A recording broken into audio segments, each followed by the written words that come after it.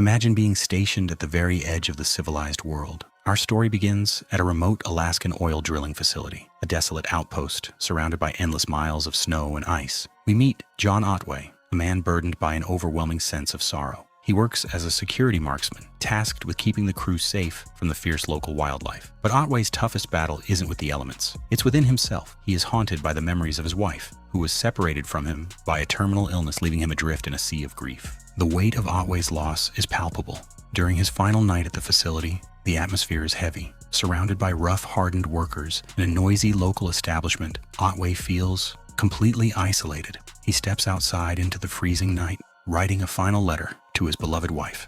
In a moment of absolute despair, he contemplates ending his own journey right there in the snow. He readies his rifle, preparing to make a final, irreversible decision. But just as the darkness threatens to consume him, a long, haunting howl pierces the frozen air. The sound of a wild predator echoes from the mountains, snapping Otway back to reality and staying his hand. It's as if the wild itself is calling him back to life, signaling that his story is not meant to end tonight. The following morning, Otway and his fellow crew members board a commercial flight bound for Anchorage. The men are exhausted and are indeed looking forward to returning to civilization and their families. The cabin is filled with the usual banter of weary travelers. But as the plane ascends over the vast Alaskan wilderness, things take a terrifying turn. Severe turbulence begins to rattle the aircraft. What starts as a bumpy ride quickly escalates into an absolute nightmare. The cabin violently shakes, panic sets in, and in a heart-stopping moment, the fuselage is torn wide open by the sheer force of the storm. The aircraft plummets from the sky, crashing with devastating impact into the heart of the icy unknown. Otway slowly regains consciousness in a world of blinding white snow and twisted metal. The silence of the wilderness is deafening, broken only by the howling wind and the cries of the injured. He quickly assesses the situation, discovering that the pilot and several passengers have not survived the impact. 2 workers, Chavis and Lewandin, are critically injured and tragically pass away shortly after Otway finds them. In the end, only 8 men are left standing. Otway, Diaz, Talgett, Henrik, Flannery, Burke, Hernandez, and a deeply shaken crew. They're completely cut off from the world, stranded in one of the most hostile environments on the planet.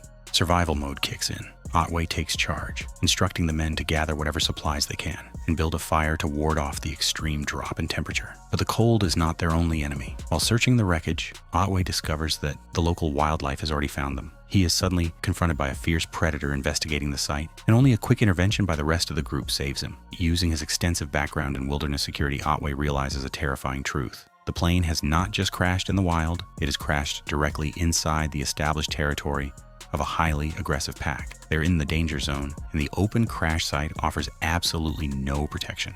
The group sets up a night watch, taking turns to keep the fire burning and eyes on the darkness, but the shadows hold unseen threats. During his shift, Hernandez is silently ambushed by the circling pack. By the time the others realize what is happening, Hernandez is gone, marking the group's first devastating loss to the wilderness. The next morning, the reality of their situation fully sinks in. While respectfully gathering the wallets of the fallen to eventually return to their families, realizing they are sitting ducks at the wreckage, Otway makes the tough call to move. They must trek toward the distant tree line, hoping the dense forest will offer them a defensive advantage against the encroaching pack. The journey through the deep snow is physically and mentally exhausting. The men are fighting freezing temperatures, deep fatigue, and the constant psychological pressure of being hunted. The pack is tracking them closely, waiting for any sign of weakness. Unfortunately, that weakness comes when Flannery, struggling with exhaustion, falls behind the main group. In the blink of an eye, the predators seize the opportunity. Flannery is overtaken, and the group is forced to keep moving, unable to save him. The loss weighs heavily on the survivors, the sheer reality of their fragile existence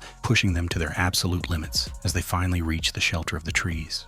If you are captivated by this intense battle for survival against the ultimate elements, take a quick second to hit that subscribe button, leave a like, and turn on notifications so you never miss another deep dive into your favorite stories. Your support helps us keep bringing these incredible cinematic journeys straight to your screen. Now let's get back into the freezing wilderness. Having reached the forest, the remaining 6 men quickly build a massive campfire, hoping the flames will keep their pursuers at bay. They begin fashioning makeshift defensive tools from tree branches and debris. The extreme stress begins to fracture the group's unity. Diaz, overwhelmed by fear and frustration, lashes out, challenging Otway's leadership and threatening him. Otway remains calm and easily disarms Diaz, restoring order. But the wilderness waits for no man. Instantly, an unexpected attack comes from a lone, rogue predator. The men rally together, fighting back with everything they have, and manage to overcome the creature. In a bold act of defiance, to show the observing pack that they are not just prey, they cook the animal for sustenance, and Diaz hurls its remnants into the darkness. That night around the fire, the men share a rare moment of vulnerability. The conversation turns deep and philosophical. Diaz and Otway openly discuss their lack of belief in a higher power, choosing instead to focus on the harsh reality in front of them. The emotional weight of the scene culminates when Otway shares a deeply personal poem written by his late father, a verse about facing life's ultimate challenges head-on. It's a quiet, poignant moment that binds the men together before the storm returns. Overnight, a severe blizzard rolls in, dropping the temperatures to unsurvivable levels. The men huddle together, but the elements prove too much for Burke. When morning breaks, and they find that he has peacefully slipped away during the night, his body giving out to the extreme cold. With heavy hearts, the remaining four, Otway, Diaz, Henrik, and Talget, press on. Their path is suddenly blocked by a massive, steep canyon. To cross, Henrik bravely manages to leap and secure a makeshift rope line to a sturdy tree on the far side. Otway and Diaz carefully make their way across the dizzying drop.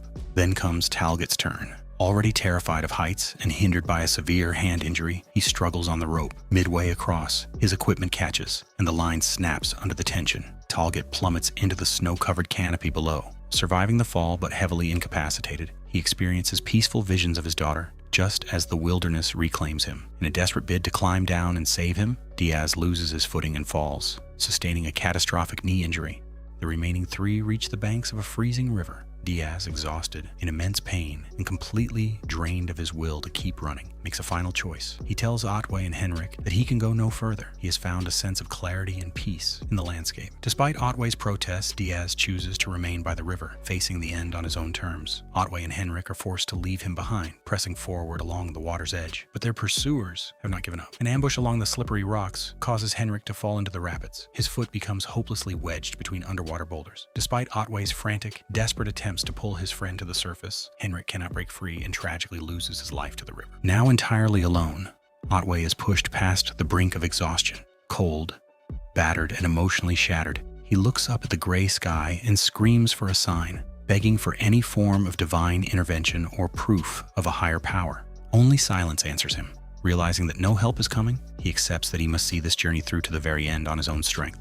He gathers himself and continues walking, eventually stumbling into a quiet, snow-covered clearing. Otway empties his backpack. He takes out the collected wallets of all his fallen companions, laying them carefully in the snow in the shape of a cross to honor their memory. But as he looks around at the specific layout of the terrain, a chilling realization washes over him. He hasn't been leading them away from the danger. The group had unknowingly been walking directly into the very center of it. He is standing exactly inside the predator's den. From the shadows of the trees, the pack emerges, completely surrounding him. The massive leader of the pack steps forward. Knowing this is the end of the line, Otway makes no attempt to run. He pulls out his wallet, looks one last time at the photo of his beloved wife, and prepares for his final stand. He tapes small glass remnants to his knuckles, grips his survival tool, and loudly recites his father's poem to the skies. With a defiant roar, Otway charges directly at the leader. The screen cuts to black, leaving their final clash to our imagination.